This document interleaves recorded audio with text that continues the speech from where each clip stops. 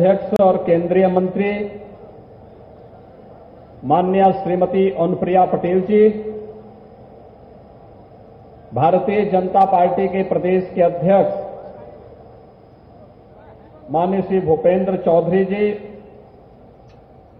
उत्तर प्रदेश सरकार में मेरे सहयोगी उप मुख्यमंत्री द्वय श्री केशव प्रसाद मौर्य जी, श्री ब्रजेश पाठक जी, एनडीए के महत्वपूर्ण घटक केंद्रीय मंत्री श्री रामदास अठावले जी, प्रदेश सरकार के मंत्री और निषाद राज पार्टी के अध्यक्ष डॉक्टर संजय निषाद जी, उत्तर प्रदेश सरकार के मेरे सभी सहयोगी मंत्रीगण, अपना दल एस के सभी पदाधिकारीगण और प्रदेश के कोने कोने से आए हुए अपना दल एस के सभी पदाधिकारी और उपस्थित भाइयों और बहनों, आज देश के लोकप्रिय और यशस्वी गृह और सहकारिता मंत्री आदरणीय अमित शाह जी का उत्तर प्रदेश की राजधानी लखनऊ में आगमन हुआ है। मैं इस अवसर पर आदरणीय गृह मंत्री जी का उत्तर प्रदेश सरकार और उत्तर प्रदेश के नागरिकों की ओर से हृदय से स्वागत करता हूं, अभिनंदन करता हूं। भाइयों बहनों, आज का ये समारोह सामाजिक न्याय के लिए जिन्होंने अपना पूरा जीवन समर्पित किया, ऐसा काई डॉक्टर सोनेलाल पटेल जी की 74वीं जन्म जयंती का समारोह है। आप कल्पना करिए, आज से 25 वर्ष 30 वर्ष पहले जिन मुद्दों को लेकर के डॉक्टर सोनेलाल पटेल जी ने संघर्ष किया था, जिसके लिए उन्होंने जीवन जिया था, उसका आज साकार रूप पिछले 9 वर्षों के अंदर आदरणीय प्रधानमंत्री श्री नरेंद्र मोदी जी के नेतृत्व में हम सबको देखने को मिल रहा है। सामाजिक न्याय का इससे अच्छा उदाहरण और क्या हो सकता है, जो नारा 2014 में प्रधानमंत्री मोदी जी ने देश को दिया था, सबका साथ, सबका विकास, सबका विश्वास और सबका प्रयास। यही वास्तविक सामाजिक न्याय है। शासन की योजना में जाति, मत और मजहब के आधार पर किसी के साथ कोई भेदभाव न हो, सबको समान रूप से आगे बढ़ने का अवसर मिले और सबको समान रूप से सुरक्षा का एक बेहतर वातावरण पूरे देश के अंदर मिले। और ये पिछले 9 वर्ष के अंदर पूरे देश ने महसूस किया है। इसको नारों में नहीं, हकीकत में जमीनी धरातल पर उन सभी योजनाओं का लाभ लेते हुए देश के कोटि कोटि लोगों के जीवन में हुआ परिवर्तन, यही सामाजिक न्याय की वास्तविक हकीकत आज देश के अंदर देखने को मिल रही है। और इसी वास्तविक हकीकत का परिणाम है कि आज देश के अंदर प्रधानमंत्री मोदी जी के नेतृत्व में जहां कहीं भी भारतीय जनता पार्टी जाती है, वहां पर भारतीय जनता पार्टी और उसके सहयोगी दलों का झंडा मजबूती के साथ गड़ता हुआ दिखाई देता है। लोग पूरे विश्वास के साथ, एनडीए के साथ, प्रधानमंत्री मोदी जी के लीडरशिप पे पूरा विश्वास करते हुए देश के अंदर एक नए भारत का दर्शन कर रहे हैं। उस नए भारत के बारे में जो सपना देखा था, जो संघर्ष किया था, डॉक्टर सोनेलाल जी जैसे महापुरुषों का जो योगदान है, उसके प्रति ही कृतज्ञता ज्ञापित करते हुए याद करिए 2021 में, अक्टूबर 2021 में प्रतापगढ़ मेडिकल कॉलेज, जो प्रधानमंत्री मोदी जी ने उत्तर प्रदेश में 1 डिस्ट्रिक्ट 1 मेडिकल कॉलेज की सौगात उत्तर प्रदेश वासियों को दी थी। प्रतापगढ़ का जो राजकीय मेडिकल कॉलेज है, उस मेडिकल कॉलेज का नामकरण डॉक्टर सोनेलाल पटेल जी के नाम पर किया गया। सामाजिक न्याय की यही वास्तविकता है। कल आदरणीय प्रधानमंत्री जी मध्य प्रदेश में जनजातीय समूह के बीच में थे और बांदा मेडिकल कॉलेज का नामकरण महारानी दुर्गावती के नाम पर गौड़ जनजाति के लोगों की जो आराध्य देवी है उनके नाम पर वहां के मेडिकल कॉलेज का नामकरण होता है। ये नया भारत है। इस नए भारत में देश के अंदर सुरक्षा का जो बेहतर वातावरण आज हम सबको देखने को मिल रहा है, आदरणीय गृह मंत्री जी के नेतृत्व में जिस तरीके से देश के अंदर एक बेहतर वातावरण बना है, कश्मीर आज विकास की मुख्य धारा में लोकतंत्र की मुख्य धारा के साथ जुड़ा है। कश्मीर के अंदर एक बार फिर से बाबा बर्फानी की यात्रा सावन मास के लिए जिस मजबूती के साथ आगे बढ़ रही है, यह भारत के अंदर आंतरिक सुरक्षा की सुदृढ़ स्थिति को बताता है। नक्सलवाद 2014 के पहले देश के अंदर तेजी के साथ फैलता हुआ लगभग 125 जनपदों तक फैल चुका था। आज सिमटते मात्र 3-4 जनपदों तक सीमित रह गया है और कोई कारण नहीं 2024 के पहले नक्सलवाद की अंतिम ताबूत पर भी कील ठोक करके पूरे भारत को नक्सल मुक्त, अलगाव मुक्त, उग्रवाद से मुक्त करके 2024 में एक बार फिर से प्रधानमंत्री मोदी जी की लीडरशिप में एनडीए की पूर्ण बहुमत की सरकार बने, इसके लिए एनडीए में भारतीय जनता पार्टी, अपना दल, निषाद पार्टी और सभी सहयोगी दलों को मिलकर के एक बार फिर से प्रधानमंत्री मोदी जी के उस अभियान के साथ जुड़ना है जो आज हम सबको देखने को मिल रहा है।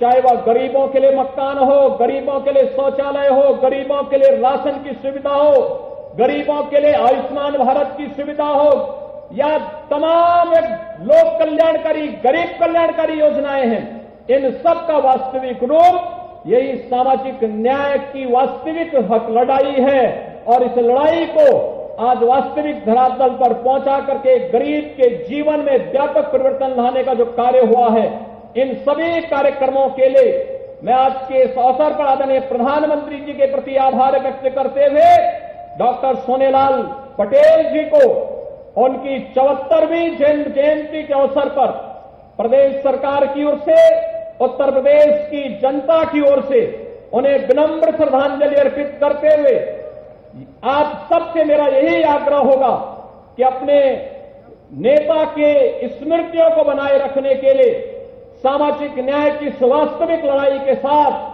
सम विषम परिस्थितियों में खड़े होकर के हम सब मिलकर के कार्य करेंगे। इसी विश्वास के साथ मैं आज के इस अवसर पर प्रदेश के विभिन्न क्षेत्रों से आए हुए आप सभी कार्यकर्ताओं का भी हृदय से अभिनंदन करता हूं। मैं देख रहा था बारिश, मूसलाधार बारिश पड़ रही थी और तब भी यहां पर आप सभी अपना दल के कार्यकर्ता मौसम की विपरीत परिस्थितियों का सामना करते हुए अपने नेता के सम्मान के साथ पूरी मजबूती के साथ खड़े रहे। इसके लिए मैं आप सबका हृदय से अभिनंदन करते हुए अपनी वाणी को विराम देता हूं। धन्यवाद। जय हिंद।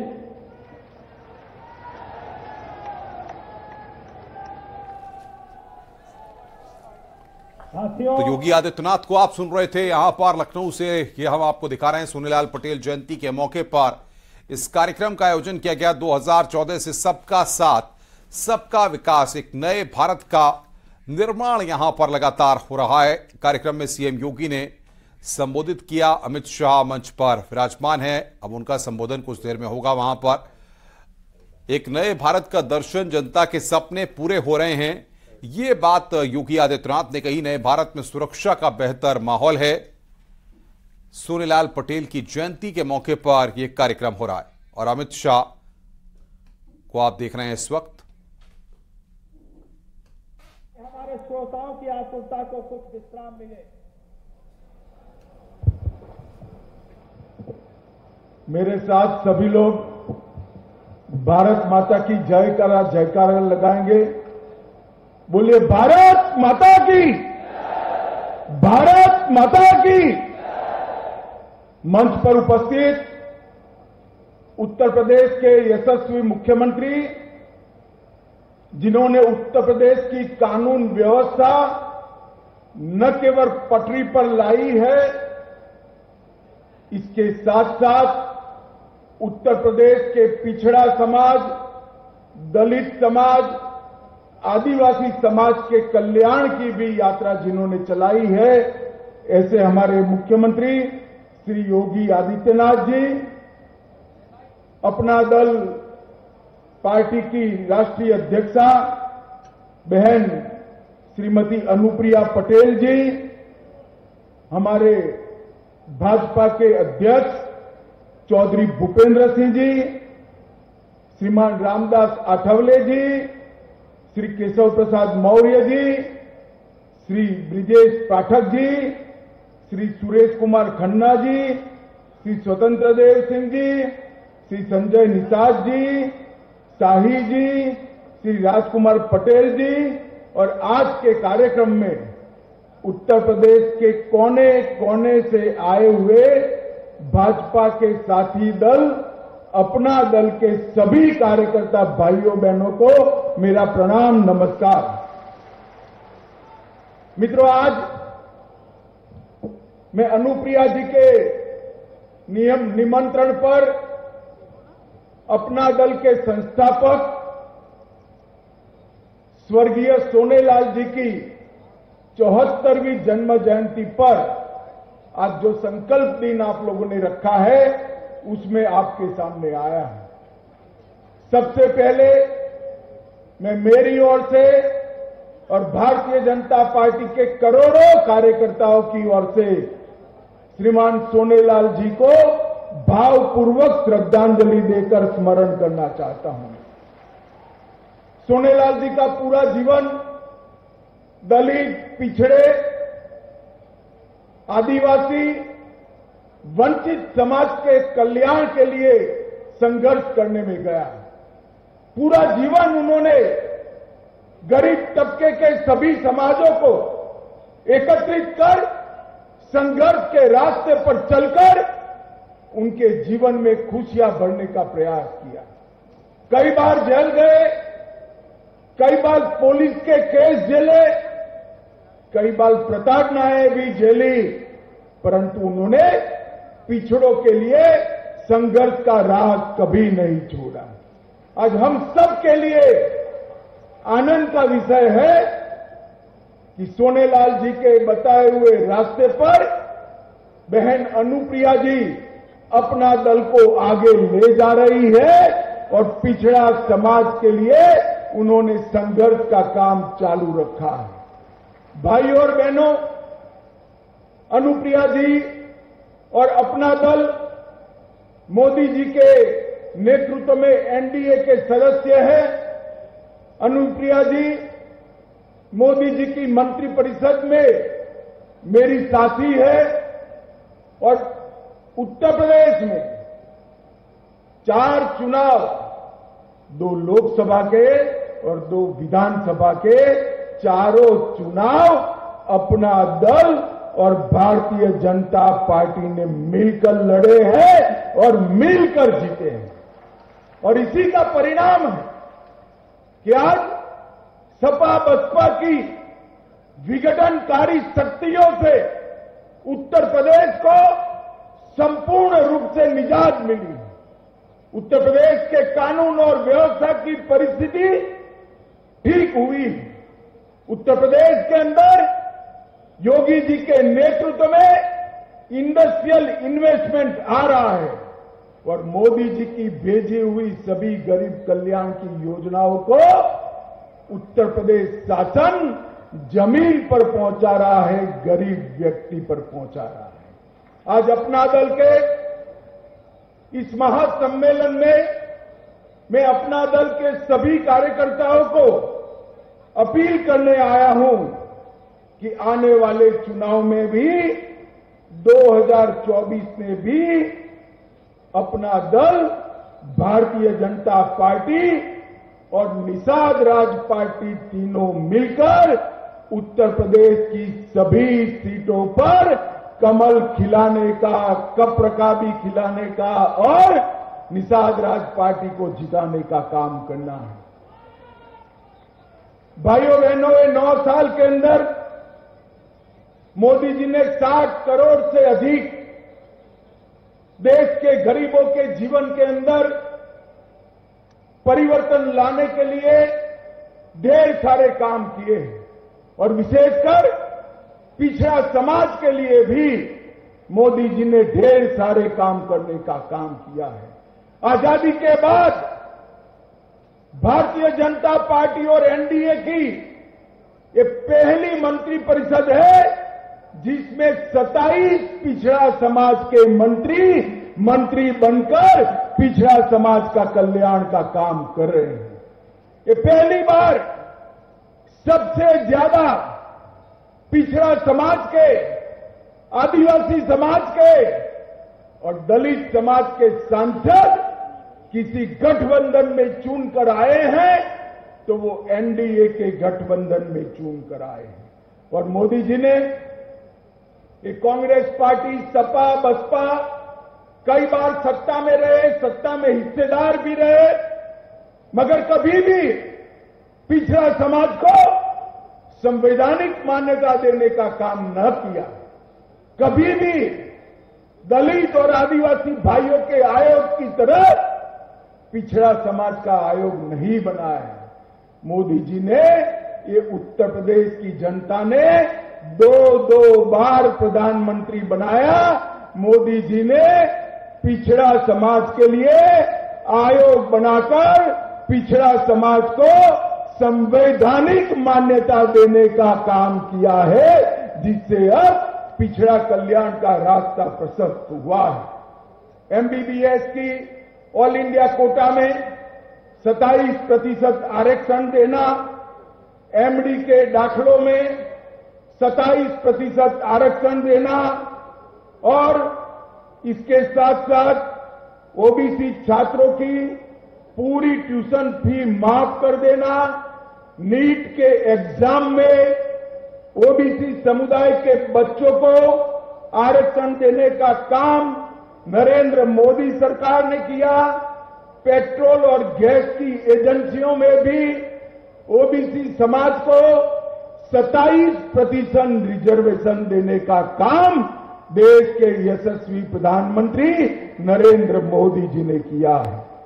ओबीसी की प्री मैट्रिक और पोस्ट मैट्रिक सहायता के लिए अनुदान राशि सीधा डीबीटी के माध्यम से ओबीसी बच्चों के अकाउंट में पहुंचाने का काम भारतीय जनता पार्टी के नेता और देश के लोकप्रिय प्रधानमंत्री नरेंद्र मोदी जी ने किया है। और इसके साथ साथ ओबीसी के बच्चों के उद्योग बनाना हो, उद्योग की स्थापना करना हो, तो इसके लिए वेंचर कैपिटल की स्थापना करने का काम भी नरेंद्र मोदी जी ने किया। उत्तर प्रदेश सरकार ने भी आजमगढ़ में महाराज सुहेलदेव राजभर विश्वविद्यालय की स्थापना की। डॉक्टर सोनेलाल जी के नाम से प्रतापगढ़ में मेडिकल कॉलेज बनाया। यूपी विश्वकर्मा श्रम योजना के तहत 68,000 से अधिक शिल्पियों को 100 करोड़ रुपया से ज्यादा देने का काम किया। और योगी जी के शासन में, बीजेपी के राज में, एनडीए के राज में अब तक सबसे ज्यादा पिछड़ा समाज को नौकरी देने का काम ये भारतीय जनता पार्टी और एनडीए की सरकार ने किया है। माताओं, भाइयों, बहनों, आज मैं जब यहां आया हूं तब इतना कहना चाहता हूं, मोदी सरकार ने, जब आपने 2014 में मोदी जी को चुना, पहले ही दिन मोदी जी ने भाषण किया था कि मेरी सरकार गरीबों की, पिछड़ों की, दलितों की और आदिवासियों की सरकार है। और ये भाषण कांग्रेस के नेताओं की तरह कोरे वादों का भाषण नहीं था। मोदी जी ने जो कहा वो कर दिखा है। पिछले 9 साल में भाजपा सरकार ने, एनडीए सरकार ने 3 करोड़ से ज्यादा आवास गरीबों के लिए बनाने का काम नरेंद्र मोदी जी ने किया है। 9.6 करोड़ करीब करीब 10 करोड़ गरीबों के घर में गैस का सिलेंडर पहुंचाने का काम नरेंद्र मोदी जी ने किया है। उत्तर प्रदेश में भी वही योजना को योगी जी ने आगे बढ़ाया। 1.75 करोड़ 1,75,00,000 गरीब माताओं को गैस का सिलेंडर देने का काम नरेंद्र मोदी जी और योगी आदित्यनाथ ने किया है। बेटियों की शिक्षा के लिए सुकन्या समृद्धि योजना लेकर आए। प्रधानमंत्री किसान सम्मान योजना के तहत 6,000 रुपया प्रति साल 11 करोड़ किसानों को देने का काम किया। गरीब अन्न कल्याण योजना के तहत 70 करोड़ गरीबों को 3 साल से प्रति व्यक्ति प्रति माह 5 किलो अनाज मुफ्त में देने का काम देश के प्रधानमंत्री नरेंद्र मोदी जी ने किया है। और देश के 50 करोड़ गरीबों को 5 लाख तक का पूरा स्वास्थ्य के जुड़ा हुआ खर्चा आज भारत सरकार ने फ्री ऑफ कॉस्ट किया है। और मित्रों, सबसे बड़ा काम किया है मोदी जी ने, सबसे बड़ा काम किया है भारत को मोदी जी ने सुरक्षित बनाने का काम किया है, सुरक्षित बनाने का काम किया है। यूपीए की सरकार थी, सोनिया मनमोहन की सरकार थी।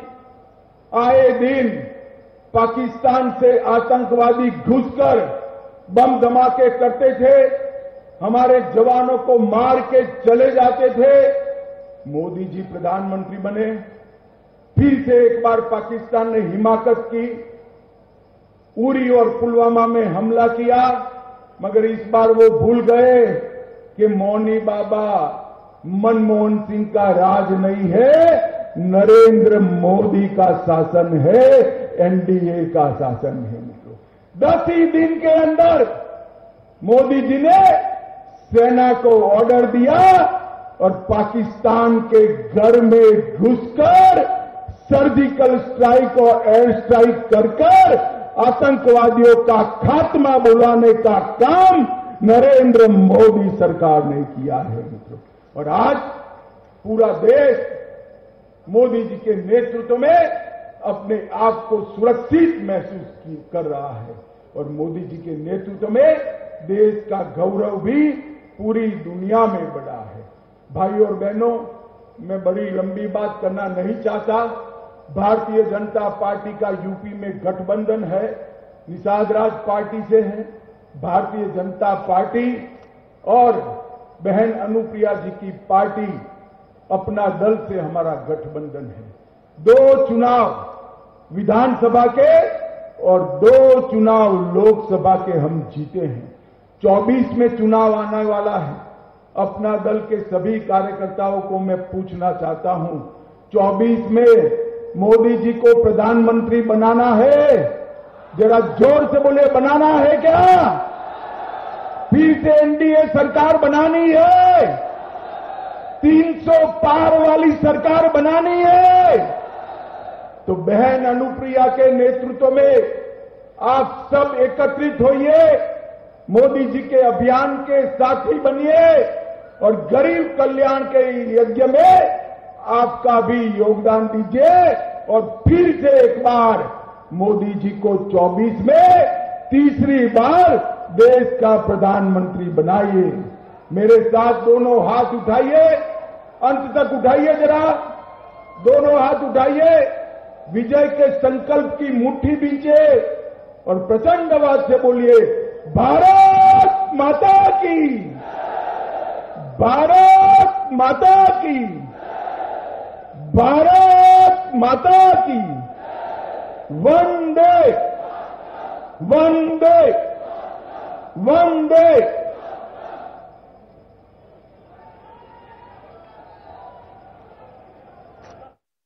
सोनेलाल पटेल की जयंती के कार्यक्रम में खास तौर पर न्योता मिला था गृह मंत्री अमित शाह को और इस मौके पर आपने सुना कि 2024 का प्रदर्शन 2019 से भी बेहतर करना है, इस बात को उन्होंने सामने रखा। साथ ही जो भी घटक दल हैं, जो भी बीजेपी के साथ जुड़ा हुआ, एनडीए के साथ जुड़ा हुआ, एनडीए के घटक दल हैं, उन सबको साथ आने की अपील की गई और पूरी मजबूती के साथ 2024 का चुनाव लड़ने की यहां से एक संदेश देने की कोशिश अमित शाह की तरफ से और अपील भी की गई है। तो बम्पर जीत के साथ 2024 का आगाज होगा। एक बार फिर से बीजेपी की सरकार आएगी, एनडीए की सरकार आएगी। और इस बात को कहते हुए अमित शाह को आप सुन रहे थे।